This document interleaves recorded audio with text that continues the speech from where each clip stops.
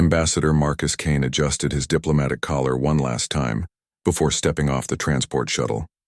The crystalline spires of Zephyria Prime stretched endlessly into the violet sky, their surfaces gleaming with an otherworldly beauty that still took his breath away even after 3 years of service. The Galactic Empire's capital world was a marvel of engineering, home to over 200 billion beings from across the known galaxy. Kane had been humanity's representative to the Empire for longer than most species maintained their diplomatic posts. Humans were still considered newcomers in galactic politics, having achieved faster-than-light travel only 50 years ago. Most alien species viewed them as primitive, aggressive, and unpredictable. Kane had spent years carefully building trust, proving that humanity deserved a seat at the galactic table. The Imperial Senate building rose before him like a monument to civilization itself. Its dome was large enough to house a small moon, and its halls had witnessed the rise and fall of countless species over millennia. Today's session would determine humanity's fate in ways Kane couldn't yet imagine. Senator Vorthak, a towering draconian with scales that shifted color based on his mood, greeted Kane at the entrance. His scales currently showed deep purple, indicating formal respect, though Kane noticed flecks of red anger beneath the surface. Ambassador Kane, Vorthak's voice rumbled through his translator device.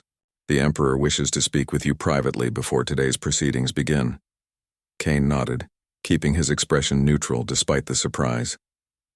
Private audiences with Emperor Zolthon were rare, even for senior diplomats. Of course, Senator. I'm honored by His Imperial Majesty's request. They walked through corridors lined with artifacts from 1,000 worlds. Kane recognized art from the peaceful Etherians, weapons from the warrior Krillian clans, and technological marvels from species whose names he was still learning to pronounce. Each piece represented the Empire's vast reach and influence. The Emperor's private chamber was surprisingly modest compared to the grandeur of the rest of the building. Emperor Zolthon himself was an ancient being, whose species had mastered interstellar travel when Earth's continents were still forming. His four eyes studied Kane with an intelligence that had guided the galaxy for centuries. Sit, young human. Zolthon gestured to a chair that adjusted itself to Kane's physiology. We have much to discuss before the Senate convenes. Kane settled into the chair, maintaining the respectful posture he had practiced countless times. Your Majesty, how may I serve the Empire? Zolthon's laugh was like wind chimes in a gentle breeze. Always so formal, Ambassador. Tell me, what do you know of your species' reputation among the older civilizations? The question caught Kane off guard, but he answered honestly. I'm aware that many species view humans as newcomers with potential but limited experience in galactic affairs. We're working to prove ourselves worthy partners. Worthy partners, Zolthon repeated thoughtfully, an interesting choice of words. Tell me, Kane, what would you say if I told you that certain factions within the Empire believe humanity poses a threat to galactic stability? Kane's heart rate increased, but his diplomatic training kept his voice steady. I would ask what specific concerns these factions have, Your Majesty, and how humanity might address them. The Emperor's four eyes blinked in sequence. A sign Kane had learned indicated deep consideration. Your species learns quickly, adapts faster than most, and has a disturbing tendency to find solutions to problems that have stumped entire civilizations for millennia. Some find this concerning. Innovation and adaptability are strengths humanity offers to the galactic community. Kane replied carefully. We believe diversity of thought and approach benefits everyone. Zolthon stood and walked to a window overlooking the city. Millions of beings moved through the streets below, representatives of hundreds of species living in harmony under imperial rule. There are those who believe humanity's rapid advancement threatens the natural order. They point to your species' history of conflict, your tendency to question authority, your refusal to accept limitations. Kane remained silent, sensing the Emperor had more to say. Today's Senate session will address a proposal to limit humanity's expansion into new sectors, Zolthon continued. The motion has significant support, particularly from the Hegemony Coalition. The Hegemony Coalition represented some of the Empire's oldest and most powerful species. If they were moving against humanity, the situation was more serious than Kane had realized.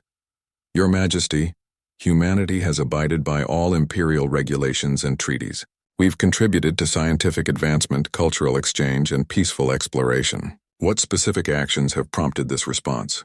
Zoltan turned back to face him. 3 months ago, a human research team solved the Andromedan energy crisis that had plagued that sector for 2 centuries.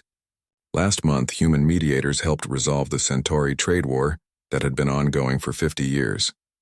2 weeks ago, a human engineer designed improvements to our FTL communications network that increased efficiency by 30%. Kane blinked in confusion.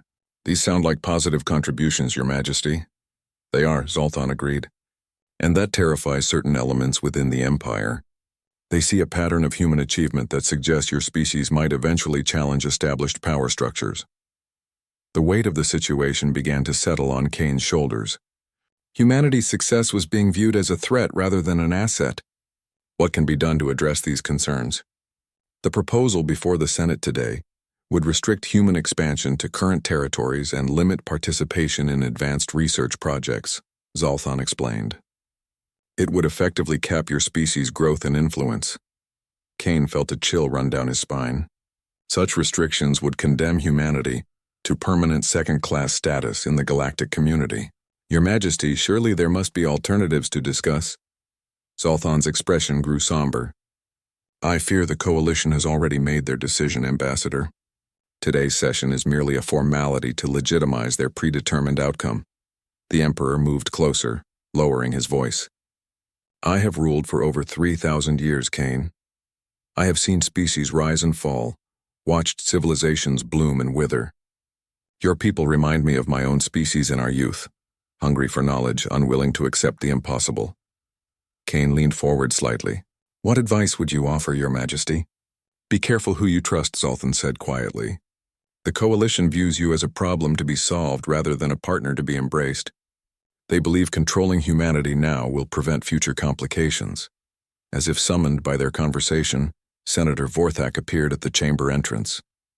His scales now showed deep red with streaks of orange, indicating urgency and barely controlled aggression. Your Majesty, the Senate is ready to convene, Vorthak announced. His eyes fixed on Kane with unmistakable hostility. Kane rose from his chair, straightening his diplomatic robes. Whatever was coming, he would face it with the dignity befitting humanity's representative. He had no idea that within hours his life would change forever, and the galaxy would learn why you should never corner a sleeping giant.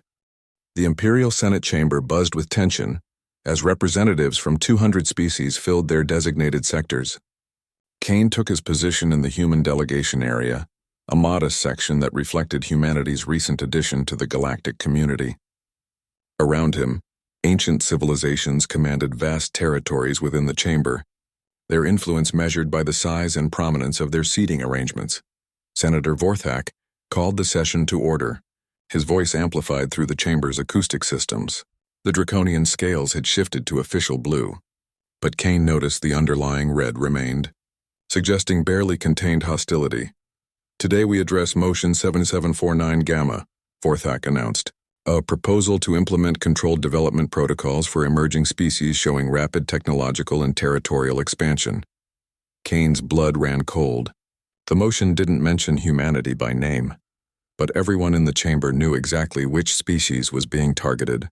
Around him, he could see representatives from other younger civilizations shifting nervously in their seats, realizing that today's precedent would affect them all. Representative Morthak of the Hegemony Coalition rose to address the chamber. The ancient being's crystalline form reflected the chamber's lighting, creating patterns that hurt to look at directly. His species had ruled over a dozen star systems before humanity had discovered fire. Honored colleagues, Morthak's voice resonated through crystalline vibrations. We gathered today to address a threat to galactic stability that has emerged in recent decades. The species known as humans has demonstrated expansion rates and technological adaptation capabilities that exceed all historical precedents. The chamber filled with murmurs of agreement from coalition supporters. Kane remained motionless, knowing that any reaction would be scrutinized and potentially used against humanity. In 50 short years, Morthak continued, humans have expanded from a single world to colonies in 47 star systems. They have consistently exceeded population growth projections, technological development timelines, and territorial expansion estimates. This pattern represents a clear threat to established galactic order. Kane activated his request to speak indicator, but Vorthak ignored it. The Draconian was clearly orchestrating the proceedings to limit human participation in their own trial. Representative Calandra of the Etherian Collective gracefully rose, her translucent form shimmering with concern. Honored Coalition, while human expansion has been rapid, has it not also been peaceful? Their colonies have integrated well with existing trade networks and cultural exchanges. Morthak's crystalline form pulsed with dismissive light. Peaceful expansion is still expansion, honored Etherian. The humans consume resources at unprecedented rates, absorb technologies faster than any species in recorded history, and show disturbing tendencies toward what they call innovation. The way Morthak pronounced innovation made it sound like a disease. Kane realized the Coalition wasn't just afraid of human expansion, they were terrified of human unpredictability. Older species had spent millennia perfecting stable, unchanging societies. Humanity's constant evolution and adaptation threatened their fundamental worldview. Commander Zach Thule of the warrior clans spoke next, his massive frame dwarfing the podium. The humans' military capabilities concern us greatly. Their weapons technology advances monthly rather than annually. They create new combat doctrines faster than we can analyze existing ones. Kane finally caught Vorthak's attention and was granted permission to speak. He rose slowly, aware that every eye in the chamber was upon him. Honored representatives, Kane began, his voice carrying clearly through the chamber. Humanity appreciates the concerns raised by our esteemed colleagues. However, I must point out that every advancement mentioned has been shared freely with the galactic community. Our medical technologies have saved millions of lives across dozens of species. Our engineering innovations have improved infrastructure throughout the Empire. Morthak's form flashed angry red. Sharing technology only increases the rate of change, human. Your species destabilizes established systems simply by existing. Kane felt a flash of anger but kept his voice level. With respect, honored Coalition member, stability without growth is stagnation. The galaxy benefits from new perspectives and approaches to old problems. New approaches, Vorthak interjected, his scales darkening to deep red, often lead to conflict and chaos. The controlled development protocols exist to maintain peace and order. Kane realized the debate was purely theatrical. The Coalition had already secured enough votes to pass their motion. This was about legitimizing predetermined action, not seeking genuine solutions. If I may, Kane said carefully, what specific provisions would these protocols include? Morthak's crystalline form seemed to grow brighter with satisfaction. Human expansion would be frozen at current territorial limits. Participation in advanced research projects would require Coalition oversight and approval. New colonial efforts would be suspended pending comprehensive stability assessments. The restrictions were even worse than Kane had feared. They would effectively end humanity's development as a spacefaring civilization, relegating them to permanent status as galactic subjects rather than partners. Representative Yal then of the Mystic Orders rose, her energy form flickering with ancient wisdom. Perhaps moderation might serve better than absolute restriction? Humanity has proven beneficial to the galactic community in many ways. Moderation, Commander Zach Thule rumbled, is insufficient when dealing with an exponentially expanding threat. Historical precedent shows that rapid growth species either burn out quickly or consume everything in their path. Kane activated his speaker again. Commander, humanity has existed for hundreds of thousands of years on our homeworld. We understand sustainability and long-term planning. Our rapid expansion reflects opportunity, not recklessness. Vorthak's scales flashed warning orange. Ambassador Kane, your species' homeworld history is precisely what concerns us. Constant warfare, environmental destruction, resource depletion. Only recently have you achieved even basic planetary stability. The chamber filled with sounds of agreement from Coalition supporters. Kane realized they had researched humanity's history extensively, focusing on every conflict and mistake while ignoring achievements and progress. Emperor Zalthon had remained silent throughout the debate, but now he activated the Imperial Override, bringing instant silence to the chamber. All eyes turned to the ancient ruler. Before we proceed to voting, Zalthon announced, I remind all representatives that the Empire's strength comes from diversity and growth, not from restriction and control. We must consider carefully whether today's actions serve the greater good or merely the comfort of established powers. Morthek's form pulsed with barely contained irritation. Your Imperial Majesty, with greatest respect, sometimes established powers exist for good reason. The galaxy has enjoyed unprecedented peace and prosperity under current systems. Peace built on suppression is fragile, Zolthon replied quietly. I have seen such systems before. They appear stable until they suddenly are not. Vorthak called for the vote, his voice carrying across the now silent chamber.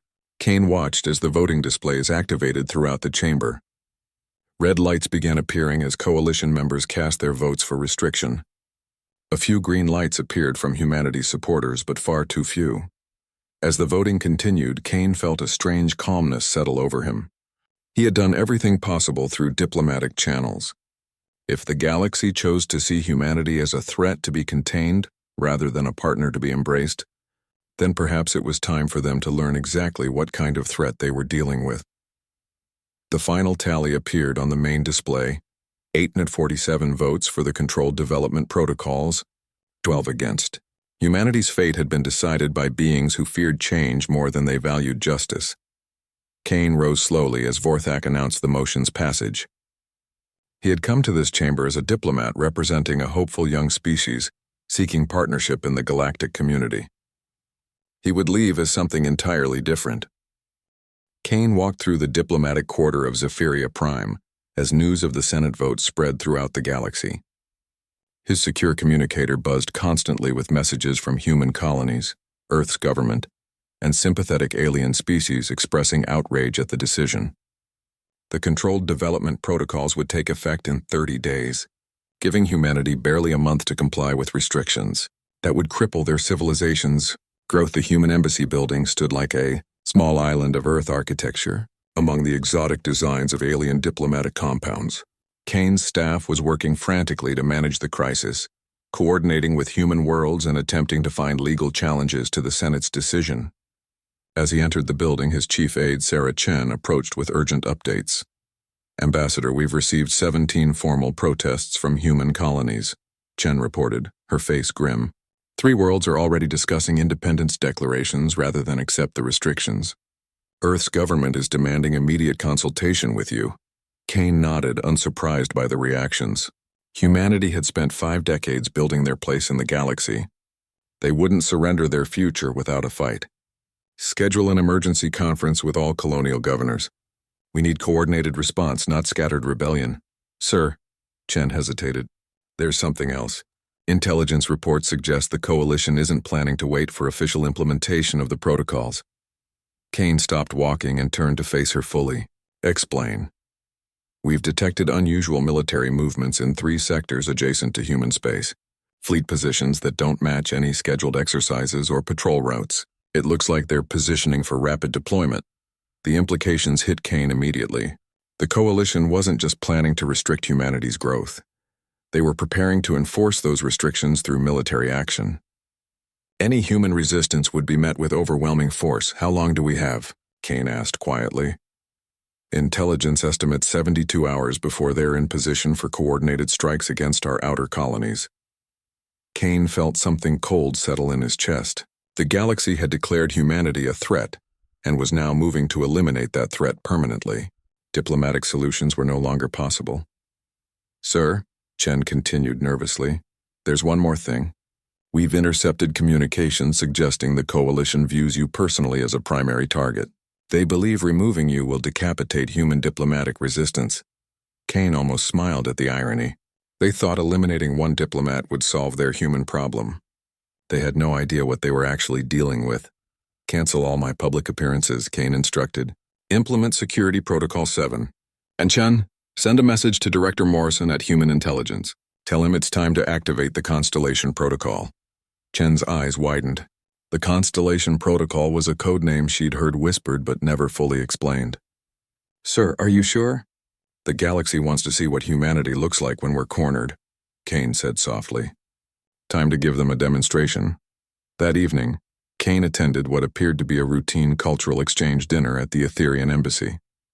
The peaceful species had been among humanity's few consistent supporters, and their ambassador Luminara had requested a private meeting to discuss possible alternatives to the coalition's restrictions. The Etherian embassy was a marvel of crystalline architecture that seemed to float rather than stand. Luminara greeted Kane personally, her translucent form radiating concern and sympathy. "Ambassador Kane," she said through harmonic vibrations that her translator converted to words. "My people are deeply troubled by today's events. The Coalition's actions set dangerous precedents for all emerging species." Kane followed her through gardens that existed in multiple dimensions simultaneously, a display of Etherian mastery over space-time that few species could comprehend. "Your people's support means more than you know, Ambassador Luminara. However, I fear diplomatic solutions may no longer be viable." They entered a private dining chamber where the meal had been prepared, according to both human and Etherian preferences. As they ate, Luminara shared intelligence her people had gathered about Coalition military movements. "The fleet positioning is even more extensive than your intelligence suggested," she revealed. "They're planning simultaneous strikes against 17 human worlds, designed to demonstrate the consequences of resistance." Kane continued eating calmly, though inside he felt the familiar cold focus that had once made him the most feared operative in human intelligence. "How long before these strikes begin?" 48 hours, perhaps less. They're waiting for a trigger event to justify immediate action." Kane nodded thoughtfully. "What kind of trigger event?" "Something that would allow them to claim human aggression or non-compliance with the new protocols. Perhaps an attack on Coalition forces, or resistance to preliminary enforcement actions." The irony was perfect. The Coalition was planning to create the very justification they needed for genocide. Kane set down his utensils and looked directly at Luminara. "Ambassador, I need to ask you a question, and I need you to understand that your answer will determine not just my actions, but potentially the fate of multiple species." Luminara's form flickered with concern. "Ask your question, friend." "If humanity were to reveal capabilities that we've kept hidden, capabilities that might shock even our closest allies, would the Etherian collective stand with us or against us?" Luminara was silent for long moments. Her form shifting through colors Kane had learned indicated deep consideration. "My people have always believed that the galaxy's strength comes from diversity and cooperation. If humanity possesses abilities that could benefit all species, we would support their use. If those abilities were used for conquest or domination, we would oppose them. And if they were used for survival against those who seek our destruction, then we would stand with you," Luminara said firmly. "Justice matters more than comfort." Kane smiled, and for the first time in years it was completely genuine. "Thank you for your honesty, Ambassador. You may want to advise your people to prepare for significant changes in galactic politics." As Kane prepared to leave the embassy, Luminara asked one final question. "Marcus, who are you really? In all our time working together, I've sensed there are depths to your nature that don't match your diplomatic persona." Kane paused at the entrance, considering how much truth to reveal. "Before I became a diplomat, I had a different career, one that required different skills and a different mindset. The Coalition is about to discover that choosing diplomacy doesn't mean forgetting other options." 3 hours later, as Kane returned to the human embassy, his personal security detail detected the first assassination attempt. Sniper positions had been established on 3 surrounding buildings, with kill shots timed to occur simultaneously as he entered the embassy grounds. Kane's security team moved to intercept the threats, but Kane himself seemed to vanish between one step and the next. When the snipers fired, their target was no longer there. Instead, he had somehow appeared behind the first sniper position, moving with a speed and precision that seemed impossible for a diplomat. The 3 assassins were neutralized within minutes, but not before Kane had extracted critical information about their handlers and the larger operation targeting him. As he stood over the unconscious forms of beings who had come to kill him, Kane activated a secure communication link. "Constellation 1 to Constellation Prime," he spoke quietly into his communicator. "The colony has committed to hostile action. Authorization requested for Protocol 7 activation." The response came immediately. "Authorization granted. Constellation 1, welcome back to active duty." Kane looked up at the alien stars above Zephyria Prime and smiled. The galaxy had wanted to see what humanity looked like when pushed too far. They were about to find out that some humans had never forgotten how to push back. The assassination attempt against Kane triggered a cascade of events across the galaxy that few could have predicted. Within hours of the failed attack, Coalition forces began experiencing what they initially assumed were random equipment failures and communication disruptions. It took them nearly 6 hours to realize they were under systematic assault by an enemy they couldn't see or identify. Kane worked through the night in the embassy's secure communications center, coordinating with assets that officially didn't exist. The Constellation Protocol was humanity's most classified program, a network of deep-cover operatives placed throughout the galaxy over the past 2 decades. To the rest of the universe, they appeared to be ordinary human traders, researchers, technicians, and colonists. In reality, they were the galaxy's most sophisticated intelligence and operations network. Constellation 7 reports successful penetration of the Draconian Fleet Command Structure. Kane's communications officer reported, "They've identified the primary staging area for the attack on the Kepler colonies." Kane studied the tactical displays showing Coalition fleet movements. 17 human worlds were about to be attacked simultaneously, with overwhelming force designed to crush any resistance.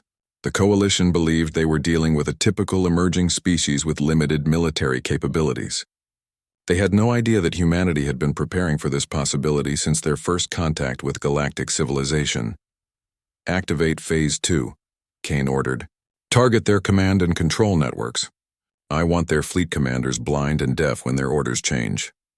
Across 3 star systems, human operatives who had spent years building trusted positions began their work.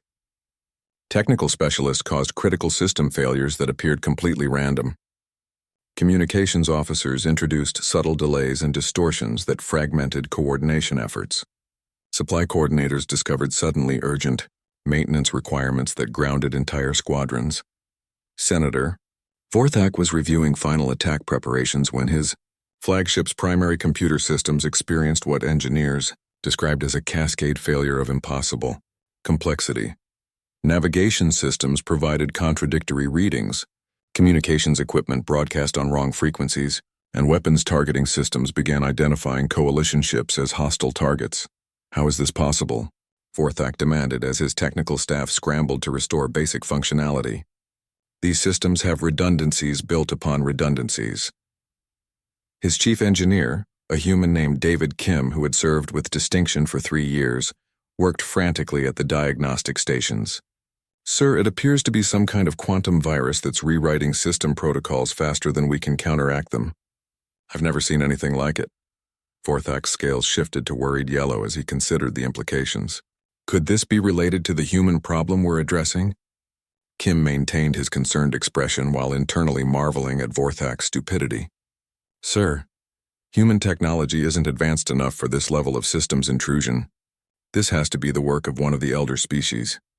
As chaos spread through Coalition fleets, Kane received a priority communication from Earth's government. Prime Minister Elizabeth Warren appeared on the secure channel, her expression grim with determination. "Marcus, we've received intelligence that the Coalition is planning to use the attack on our colonies as justification for total quarantine of human space. They want to trap us in our current systems permanently." Kane nodded, unsurprised by the escalation.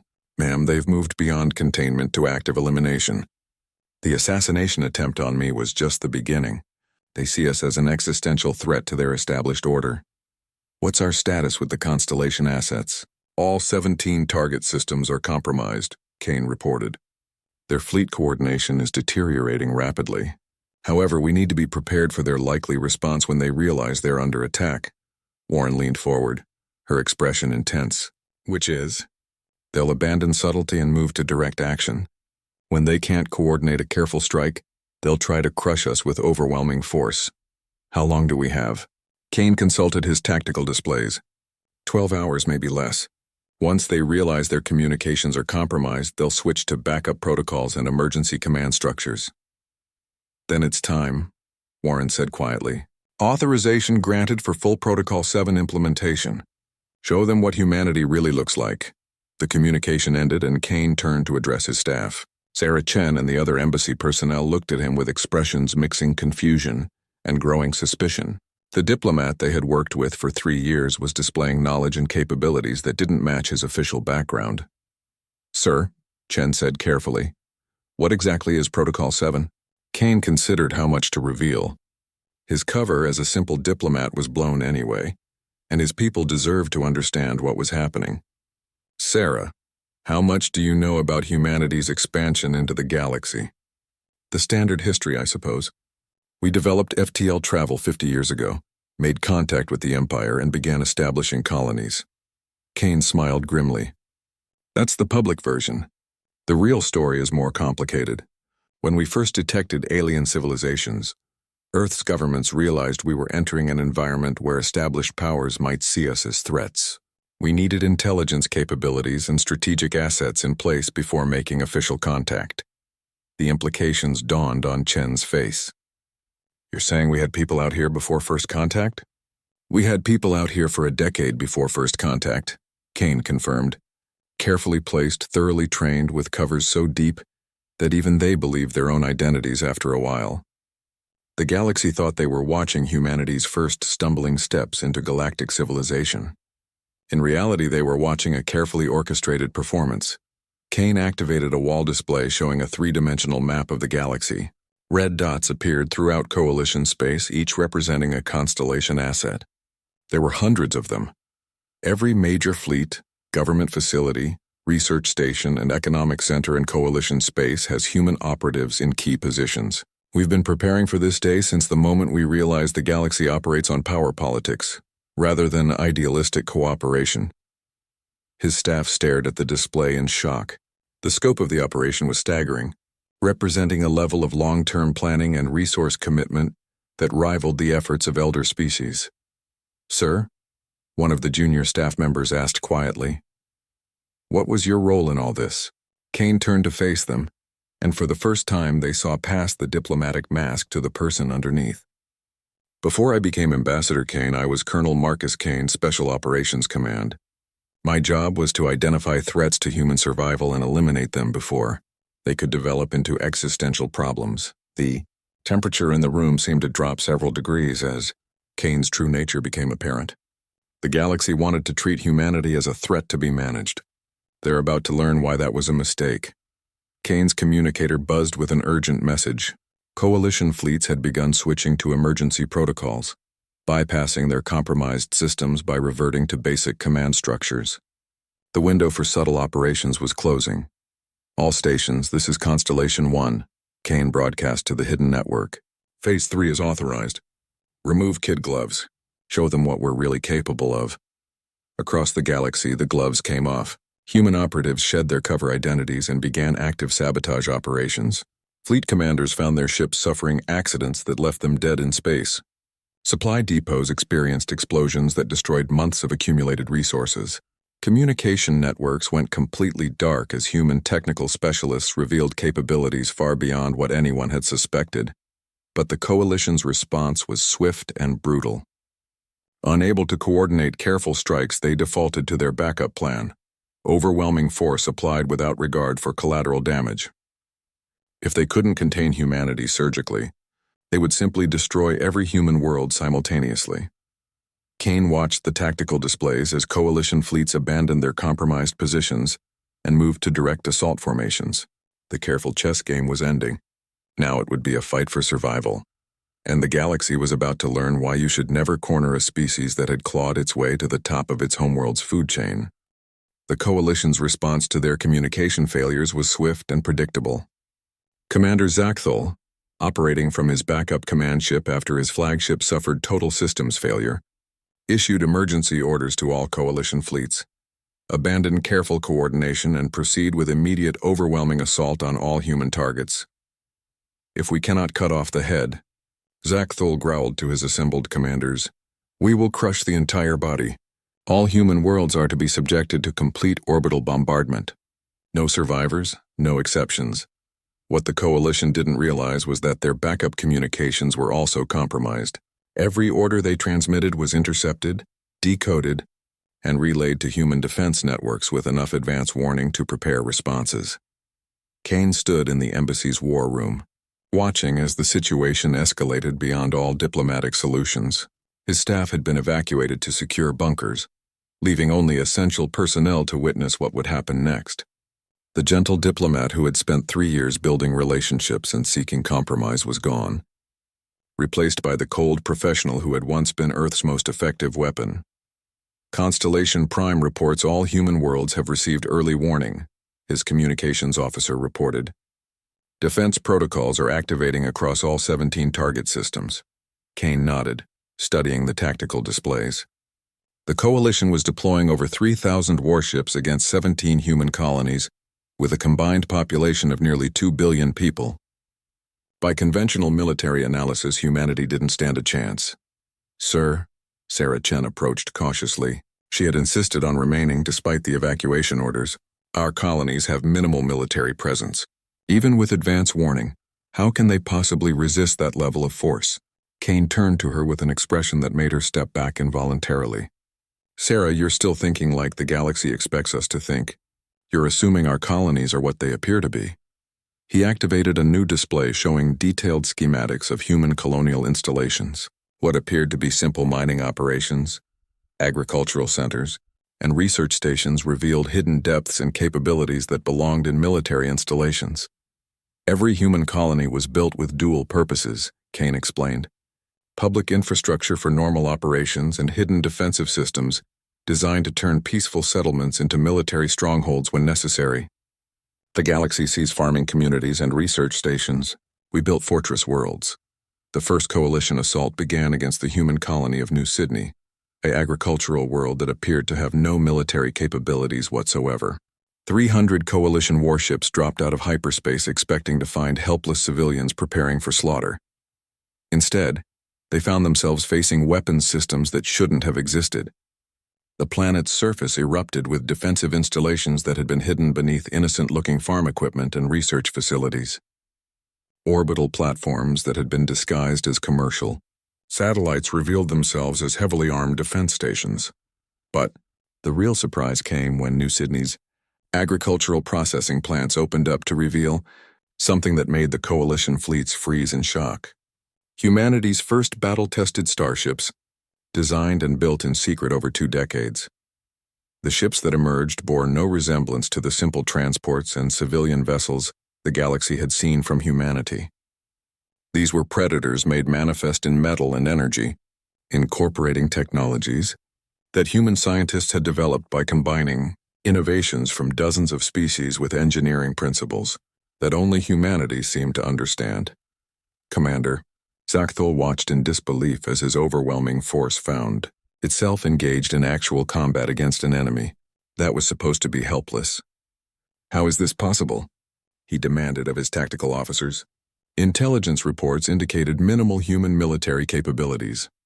His tactical officer, a Krillian warrior named Thekmar, studied the combat displays with growing respect for their opponents. Sir, these ships are using weapon technologies I don't recognize. Their maneuverability exceeds our projections by orders of magnitude. What Thekmar was seeing was the result of humanity's unique approach to military engineering. While other species had spent millennia perfecting stable, proven technologies, humans had focused on innovation and adaptation. Their ships incorporated rapid-fire missile systems based on insect swarming behavior, energy shields that adapted in real time to incoming weapons fire, and propulsion systems that treated physics as suggestions rather than absolute laws.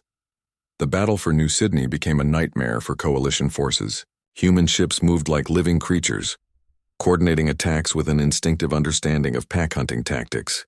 When Coalition vessels concentrated fire on individual targets, the humans would scatter and reform like schools of fish.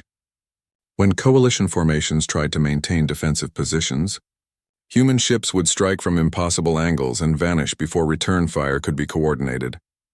Kane watched the battle reports with satisfaction, mixed with sadness. Humanity had spent decades hoping they would never need to reveal these capabilities.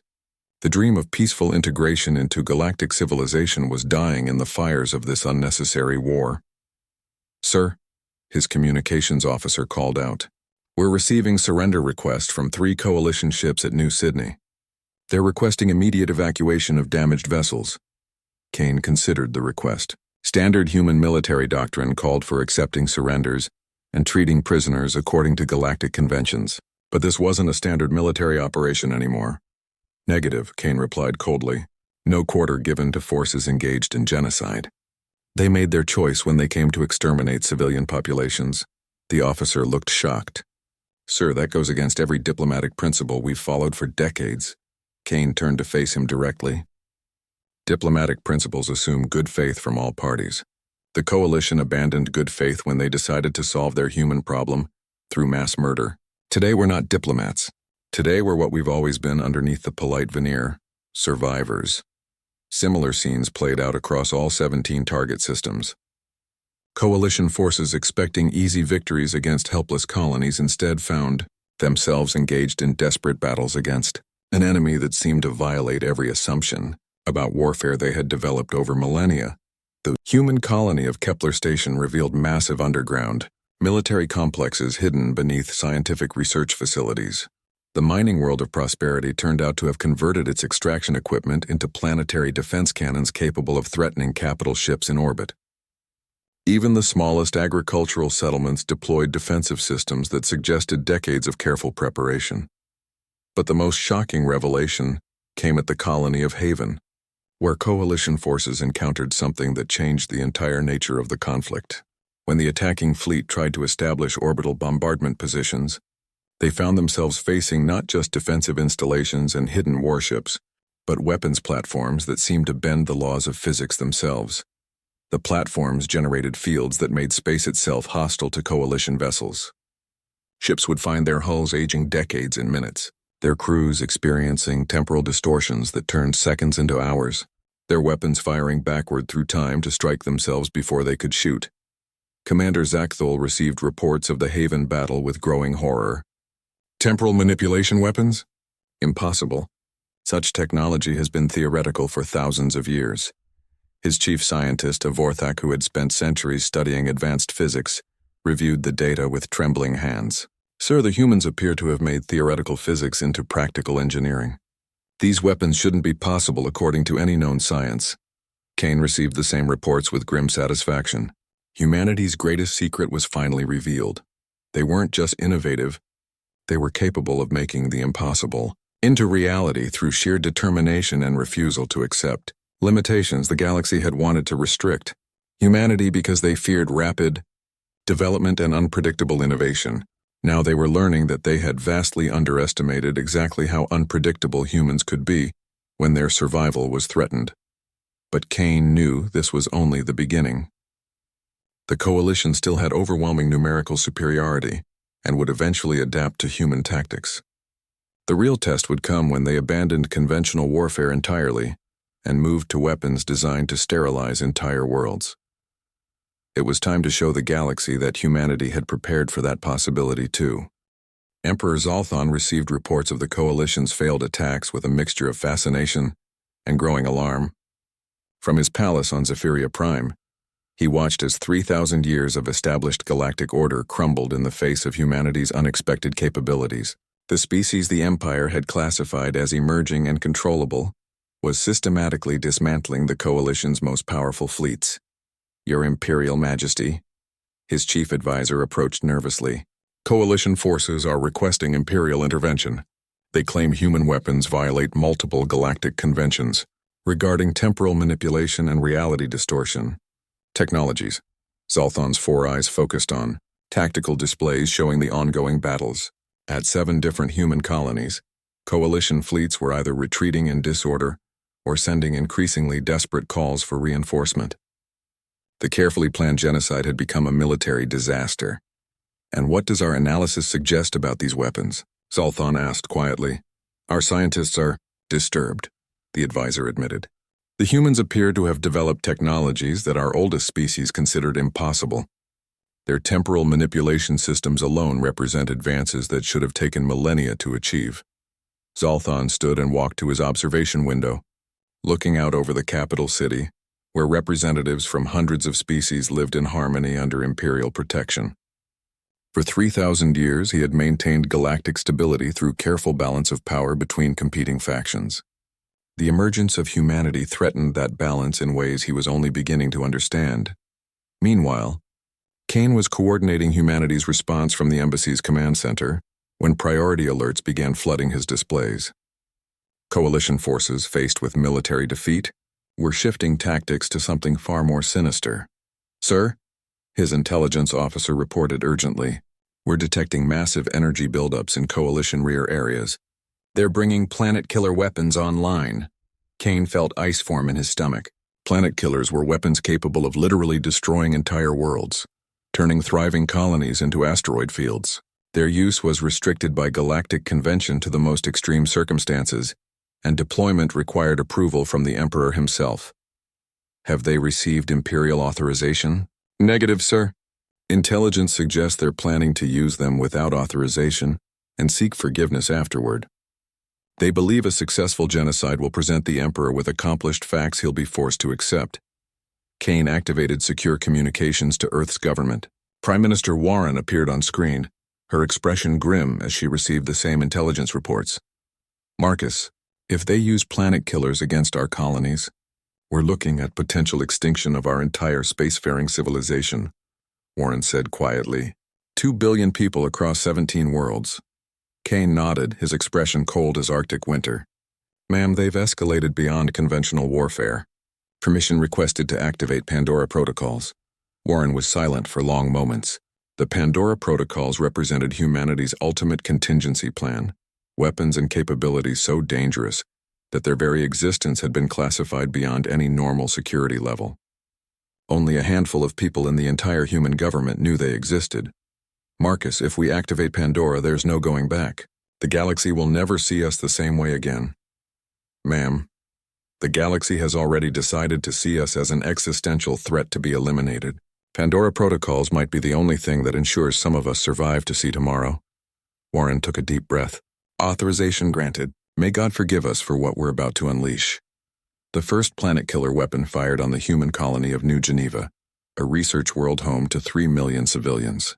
The massive energy beam reached across space to strike the planet's surface with enough force to crack the planetary crust and begin the process that would tear the world apart within hours. What happened next shocked every observer in the system as the planet-killer beam struck New Geneva. The planet's surface erupted with defensive systems that had never been seen before.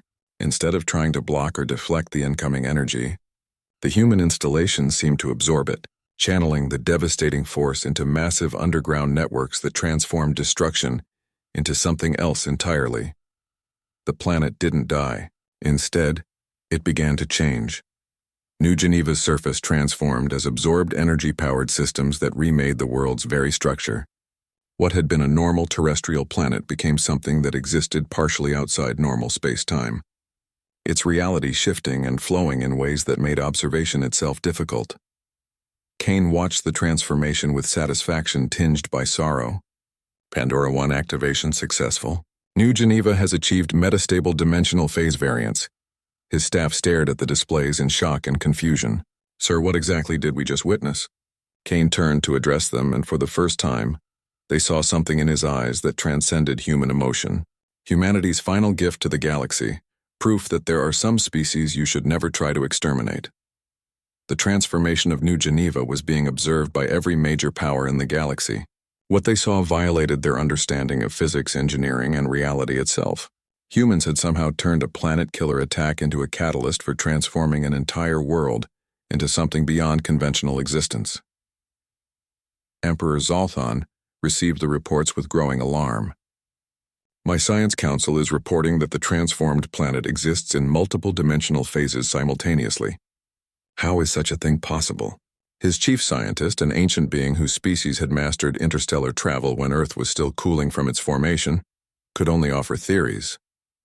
Your Majesty, we believe the humans have been conducting research into dimensional engineering for decades. Their colonies weren't just hidden military installations. They were experimental facilities for technologies that push the boundaries of what we consider possible. As coalition forces prepared to fire additional planet killers at other human worlds, they found themselves facing a terrifying realization. Humanity had turned their ultimate weapons into tools for transcending normal reality. Each attack would only make human colonies more powerful, not destroy them. Commander Zakthul received orders from his superiors to continue the planet-killer attacks, despite the unexpected results. Our analysis suggests the transformations are unstable, he was told. Continue bombardment. If necessary, we will destroy the fabric of space itself to eliminate the human threat. Kane intercepted those communications and smiled coldly. The Coalition still didn't understand what they were dealing with. They thought humanity was using advanced technology to achieve impossible results. They had no idea that humans had stopped seeing the impossible as an obstacle decades ago. All Pandora sites, this is Constellation 1. Kane broadcast to facilities across human space.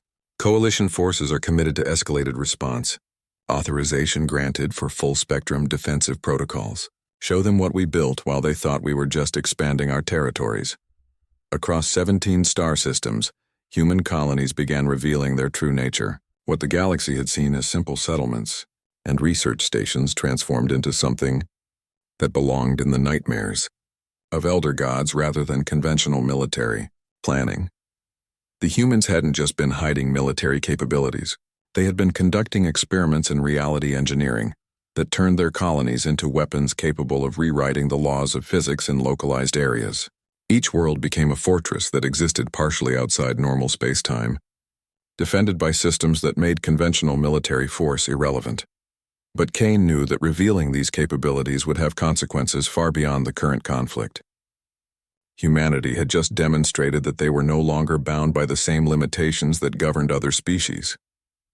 The galaxy would never be the same. The question now was whether humanity could survive the response from powers that would see such capabilities as threats to the very foundation of reality itself. The galactic community watched in stunned silence as the Coalition's genocide attempt collapsed into complete disaster. 17 human colonies had not only survived planet-killer attacks but had transformed into entities that defied conventional understanding of physics and reality. Coalition fleets found themselves unable to approach the transformed worlds, as space itself became hostile to their presence within their defensive perimeters. Emperor Zalthon called an emergency session of the Imperial Council, bringing together representatives from every major power in the galaxy. The ancient chamber, which had witnessed the rise and fall of countless civilizations, had never seen tensions quite like these. Honored council members, Zalthon began, his voice carrying the weight of 3 millennia of rule. We face a situation unprecedented in galactic history. The species we have known as humanity has revealed capabilities that challenge our fundamental understanding of what is possible. Representative Morthak of the Hegemony Coalition, his crystalline form flickering with agitation, rose to address the assembly. Your Imperial Majesty, the humans have violated every principle of galactic order. Their weapons operate outside known physics. Their colonies exist in multiple dimensions simultaneously. They represent a threat to the very fabric of reality. Kane, attending as humanity's representative despite the ongoing conflict, stood slowly. The diplomat who had spent years building relationships and seeking compromise was gone. In his place stood something that made even the eldest species feel a primal recognition of danger. Honored representatives. Kane's voice carried across the chamber with quiet authority. You seem confused about what has transpired. You initiated genocide against my species because you feared our rapid development. You discovered that we had prepared for exactly such an eventuality. The consequences you're experiencing are entirely of your own making. Senator Vorthak, his scales shifting through angry reds and fearful yellows, activated his speaking podium. Ambassador Kane, your species has demonstrated capabilities that threaten galactic stability. We demand explanation and immediate cessation of reality manipulation activities. Kane smiled, and the expression sent chills through beings who had survived the rise and fall of star empires. Senator, you seem to be under the impression that you're in a position to make demands. Let me clarify the current situation for you. Kane activated a holographic display showing the transformed human colonies. Each world pulsed with energies that seemed to exist in multiple dimensions simultaneously, their defensive fields extending far enough to create zones where coalition ships simply ceased to function. What you see before you represents humanity's response to existential threat, Kane continued. We spent 50 years hoping we could join the galactic community as partners and equals. You chose to see us as threats to be eliminated. Very well. We have shown you what an actual threat looks like. Commander Zakthul rose from his position, his massive frame radiating barely controlled fury. Human, your species cannot stand against the combined might of the galaxy. We will find ways to counter your impossible weapons. Kane turned to face the warrior directly, and something in his expression made the veteran commander step back involuntarily. Commander, you still don't understand what you're dealing with. The weapons you've seen aren't our final capabilities. They're our restraint. The chamber fell silent as the implications of Kane's words settled over the assembly. Emperor Zoltan leaned forward, his four eyes focusing intently on the human representative. Explain, the Emperor commanded. Kane nodded respectfully to Zoltan while ignoring the hostile stares from coalition representatives. Your Imperial Majesty, humanity developed reality manipulation technologies not as weapons of conquest but as tools of survival. We learned early in our galactic contact that established powers view rapid development as threatening. We prepared contingencies. Kane activated new displays showing technical schematics that made the assembled scientists gasp in recognition and terror. The Pandora protocols you've witnessed are defensive systems designed to ensure human survival against overwhelming force. But they're only the beginning of what we've developed during our supposed peaceful expansion. Representative Yal, then, of the Mystic Orders, her energy form flickering with ancient wisdom, spoke carefully.